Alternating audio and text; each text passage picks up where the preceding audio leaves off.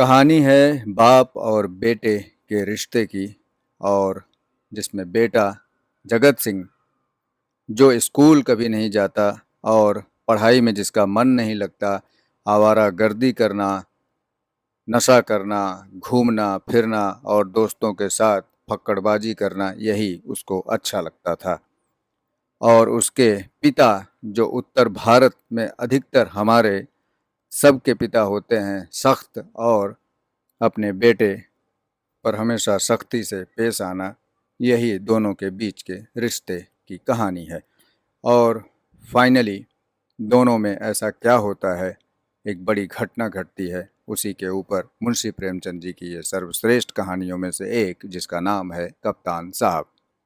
तो दोस्तों, आइए मैं आपके सामने आज एक ऐसी कहानी लेकर के आया हूँ जो बाप और बेटे के रिश्तों को लेकर के बखूबी से लिखी गई है। तो कप्तान साहब, मैं स्टार्ट करता हूं। बस आपसे एक रिक्वेस्ट है, अगर आप चैनल पर नए हैं और चैनल सब्सक्राइब नहीं किया है तो प्लीज़ सब्सक्राइब कर लीजिए और बेल आइकॉन ज़रूर दबा देना। उससे क्या है, आपको नोटिफिकेशन आ जाया करेगा मेरी नई कहानियाँ जब भी आती हैं, तो आप उनको सुन सकेंगे। तो आइए मैं स्टार्ट करता हूँ। कप्तान साहब। जगत सिंह को स्कूल जाना कुनैन खाने या मछली का तेल पीने से कम अप्रिय न था।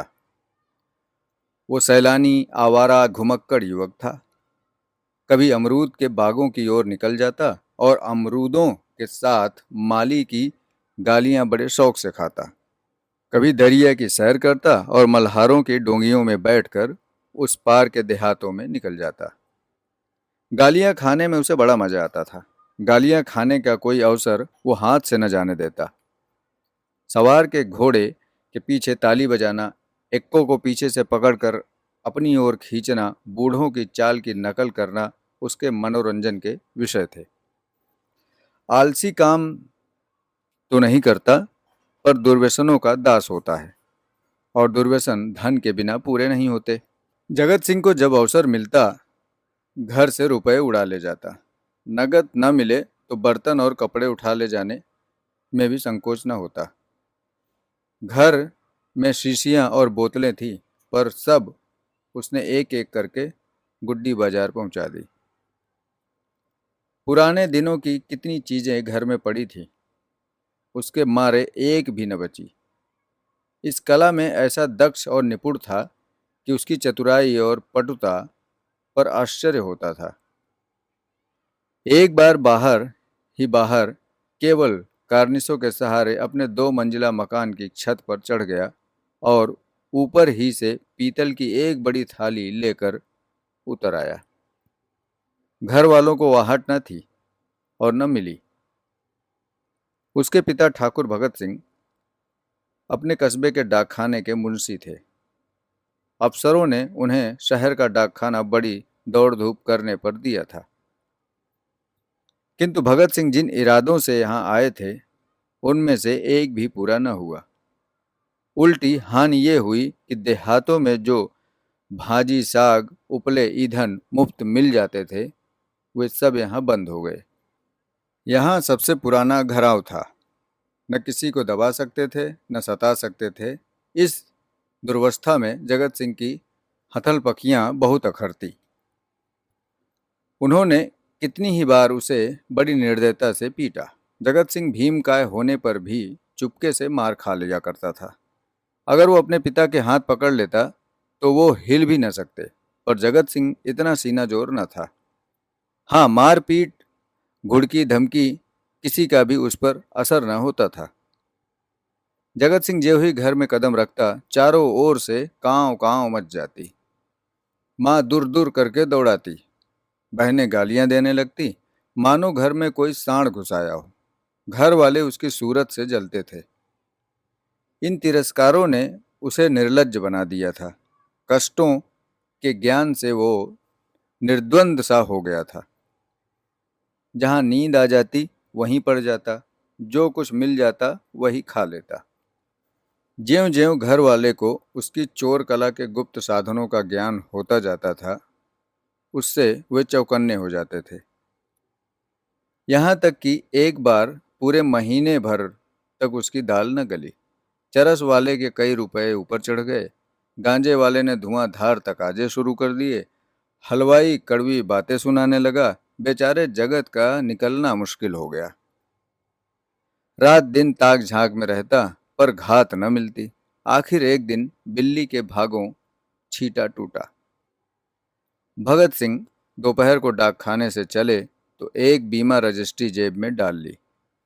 कौन जाने कोई हरकारा या डाकिया शरारत कर जाए, किंतु घर आए तो लिफाफे को अचकन की जेब से निकालने की सुधि न रही।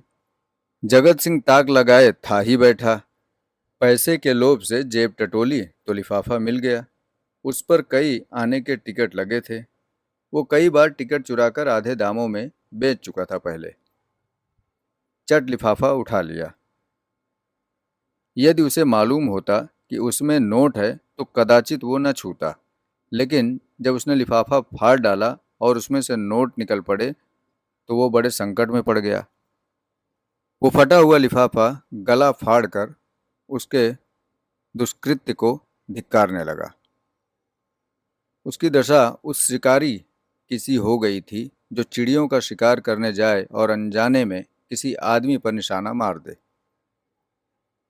उसके मन में पश्चाताप था, लज्जा थी, दुख था, पर उसे भूल का दंड सहने की शक्ति न थी। उसने नोट लिफाफे में रख दिए और बाहर चला गया। गर्मी के दिन थे। दोपहर को सारा घर सो रहा था, पर जगत की आंखों में नींद न थी। आज उसकी बुरी तरह कुंदी होती, इसमें संदेह न था। इसका घर पर रहना ठीक नहीं। 10-5 दिन के लिए उसे कहीं खिसक जाना चाहिए। तब तक लोगों का क्रोध शांत हो जाता, लेकिन कहीं दूर गए बिना काम न चलेगा। बस्ती में वो क्रोध दिन तक अज्ञातवास नहीं कर सकता। कोई न कोई जरूर उसका पता बता देगा और वो पकड़ लिया जाएगा। दूर जाने के लिए कुछ न कुछ खर्च तो पास होना ही चाहिए। क्यों न वो लिफाफे में से एक नोट निकाल ले। ये तो मालूम ही हो जाएगा कि उसी ने लिफाफा फाड़ा है। फिर एक नोट निकाल भी लेगा तो क्या हानि है। दादा के पास रुपए तो हैं ही, झक मार कर देंगे।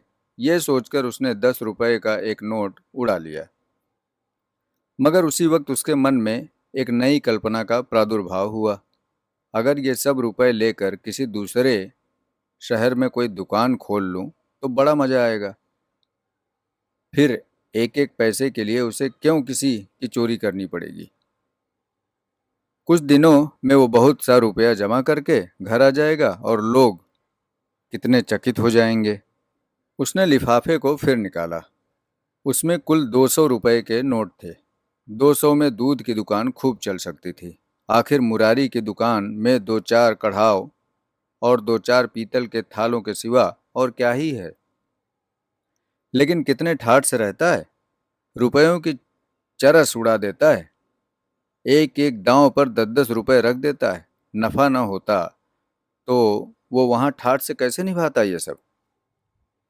इस आनंद कल्पना में वो इतना मग्न हुआ कि उसका मन उसके काबू से बाहर हो गया। जैसे प्रवाह में किसी के पांव उखड़ जाएं और वो लहरों में बह जाए।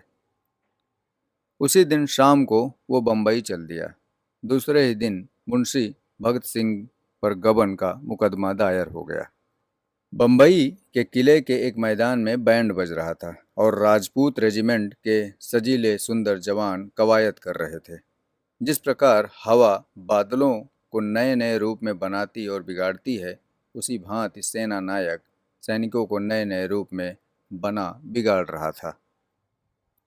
जब कवायद खत्म हो गई तो एक छरहरे डील का युवक नायक के सामने आकर खड़ा हो गया। नायक ने पूछा, नाम क्या है? सैनिक ने फौजी सलाम करके कहा, जगत सिंह। क्या चाहते हो? फौज में भर्ती कर लीजिए। मरने से डरते तो नहीं? बिल्कुल नहीं सर, राजपूत हूँ। बहुत कड़ी मेहनत करनी पड़ेगी, इसका भी डर नहीं। अदन जाना पड़ेगा, खुशी से जाऊंगा। कप्तान ने देखा बला का हाजिर जवाब, मन चला हिम्मत का धनी जवान है। तुरंत फौज में भर्ती कर लिया।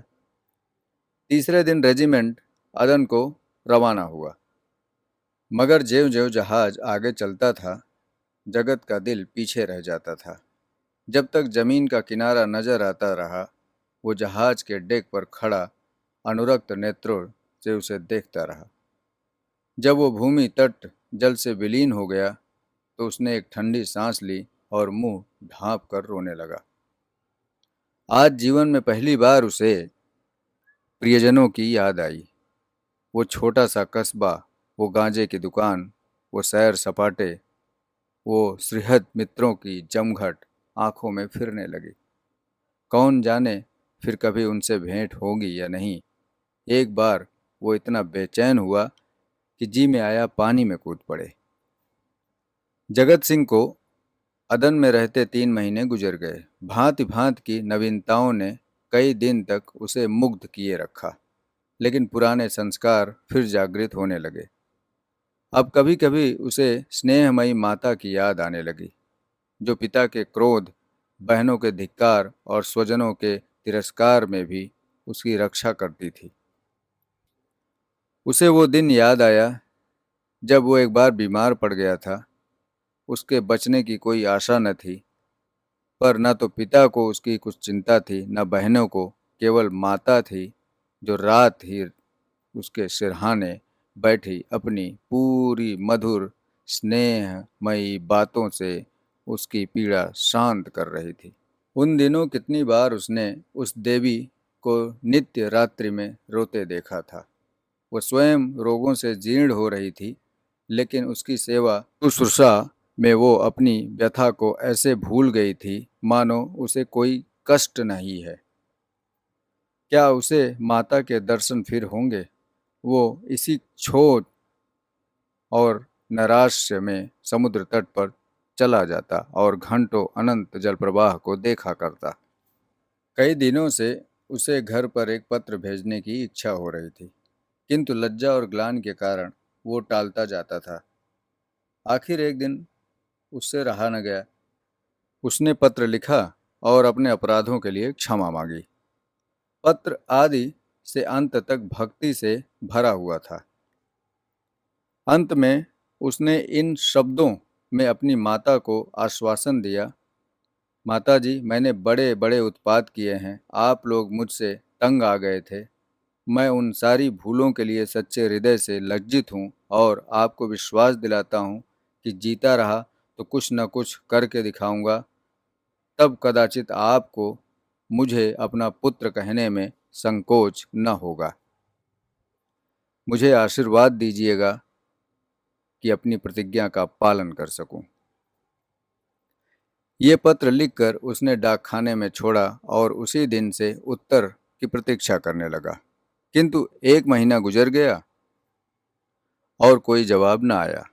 उसका जी घबराने लगा। जवाब क्यों नहीं आता? कहीं माताजी बीमार तो नहीं है? शायद दादा ने क्रोधवश जवाब न लिखा हो, या कोई विपत्ति तो नहीं आ पड़ी। कैंप में एक वृक्ष के नीचे कुछ सिपाहियों ने शालीग्राम की एक मूर्ति रख छोड़ी थी। कुछ श्रद्धालु सैनिक रोज उस प्रतिमा पर जल चढ़ाया करते थे। जगत सिंह उनकी हंसी उड़ाया करता, पर आप वो विक्षिप्तों की तरह प्रतिमा के सम्मुख जाकर बड़ी देर तक मस्तक झुकाए बैठा रहा। वो इसी भावनात्मक ध्यान अवस्था में बैठा था कि किसी ने उसका नाम लेकर पुकारा। ये दफ्तर का चपरासी था और उसके नाम की चिट्ठी लेकर आया था। जगत सिंह ने पत्र हाथ में लिया तो उसकी सारी देह कांप उठी। ईश्वर की स्तुति करके उसने लिफाफा खोला और पत्र पढ़ा। लिखा था, तुम्हारे दादा को गबन के अभियोग में 5 वर्ष की सजा हो गई है। तुम्हारी माता इस शोक में मरणासन्न है। छुट्टी मिले तो घर चले आओ। जगत सिंह ने उसी वक्त कप्तान के पास जाकर कहा, हुजूर, मेरी माँ बीमार है, मुझे छुट्टी दे दीजिए। कप्तान ने कठोर आंखों से देखकर कहा, अभी छुट्टी नहीं मिल सकती, तो मेरा इस्तीफा ले लीजिए। अभी इस्तीफा भी नहीं लिया जा सकता। मैं अब एक क्षण भी नहीं रह सकता। रहना पड़ेगा। तुम लोगों को बहुत जल्द लाम पर जाना पड़ेगा। लड़ाई छिड़ गई? आह! तब तो मैं घर नहीं जाऊंगा। हम लोग कब तक यहाँ से जाएंगे? बहुत जल्द, 2 ही 4 दिनों में। 4 वर्ष बीत गए।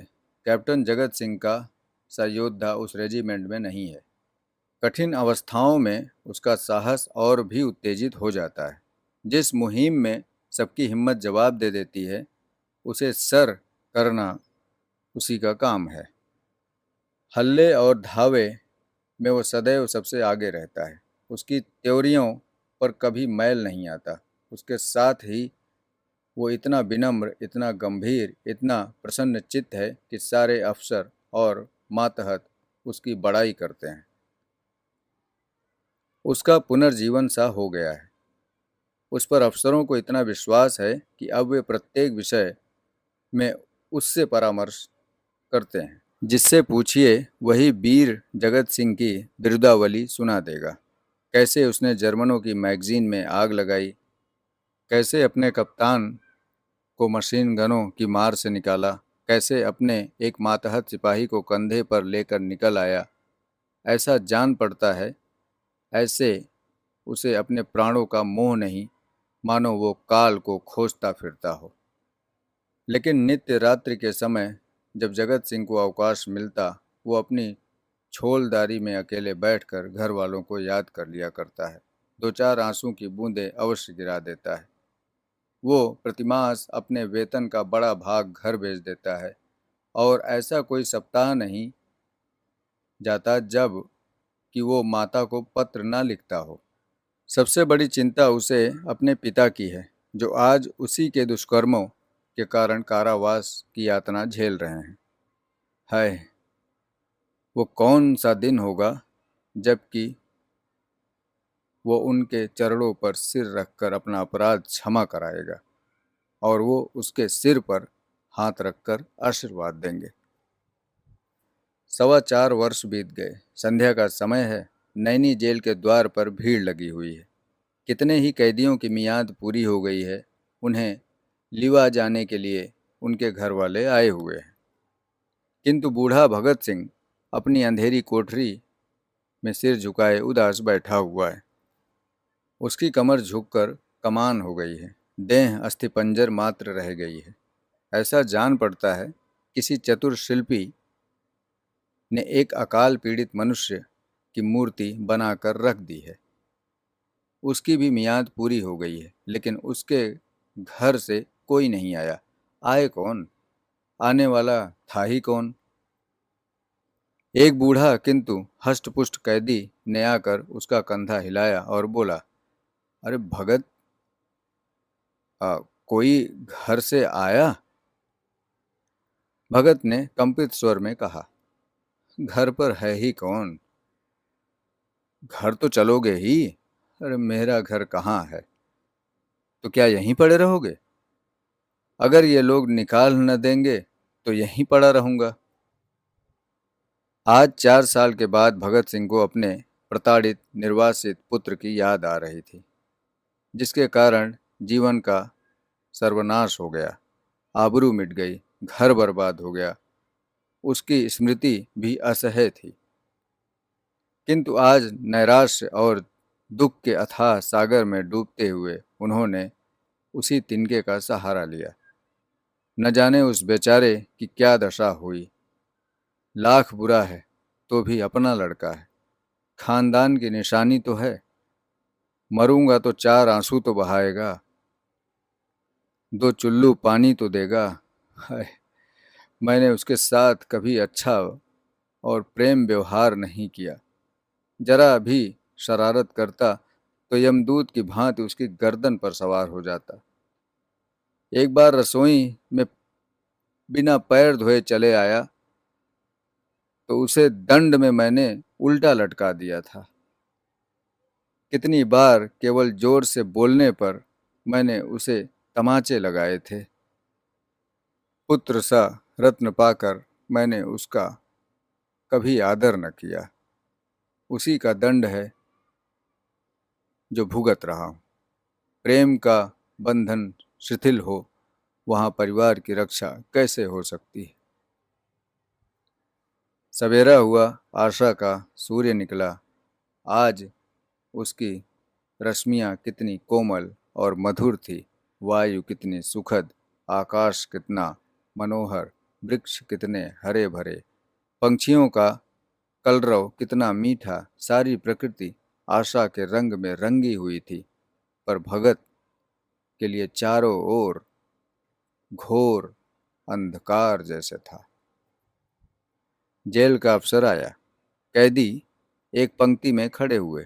अफसर एक एक करके सबका नाम लेना शुरू किया और रिहाई का परवाना देने लगा। कैदियों के चेहरे आशा से प्रफुल्लित थे। जिसका नाम आता वो खुश खुश अफसर के पास जाता, परवाना लेता, झुककर सलाम करता और तब अपने विपत्तिकाल के संगियों से गले मिलकर बाहर निकल जाता। उसके घरवाले दौड़कर उससे लिपट जाते। कोई पैसे लुटा रहा था, कोई मिठाइयाँ बांट रहा था, कहीं जेल के कर्मचारियों को कोई इनाम दे रहा था। आज नरक के पुतले विनम्रता के देवता बने हुए थे। अंत में भगत सिंह का नाम आया। वो सिर झुकाए आहिस्ता आहिस्ता जेलर के पास गए और उदासीन भाव से परवाना लेकर जेल के द्वार की ओर चले, मानो सामने कोई समुद्र लहरें मार रहा हो। द्वार से बाहर निकलकर वो जमीन पर बैठ गए और सोचने लगे, कहाँ जाएं। सहसा उन्होंने एक सैनिक अफसर को घोड़े पर सवार जेल की ओर आते देखा। उसकी देह पर खाकी वर्दी थी, सिर पर कारचोबी साफा अजीब शान से घोड़े पर बैठा हुआ था। उसके पीछे पीछे एक फिटन आ रही थी। जेल के सिपाहियों ने अफसर को देखते ही बंदूकें संभाली और लाइन में खड़े होकर सलाम किया। भगत ने मन में कहा, एक भाग्यवान वो है जिसके लिए फिटन आ रही है और एक अभागा मैं हूँ जिसका कहीं कोई ठिकाना नहीं। फौजी अफसर ने इधर उधर देखा और घोड़े से उतरकर सीधे भगत सिंह के सामने आकर खड़ा हो गया। भगत सिंह ने उसे ध्यान से देखा और तब चौंक कर उठ खड़े हुए और बोले, अरे बेटा जगत सिंह। जगत सिंह रोता हुआ उनके पैरों पर गिर पड़ा। तो ये थी बाप और बेटे के मिलन और बिछड़ने की कहानी, जिसका नाम था कप्तान साहब।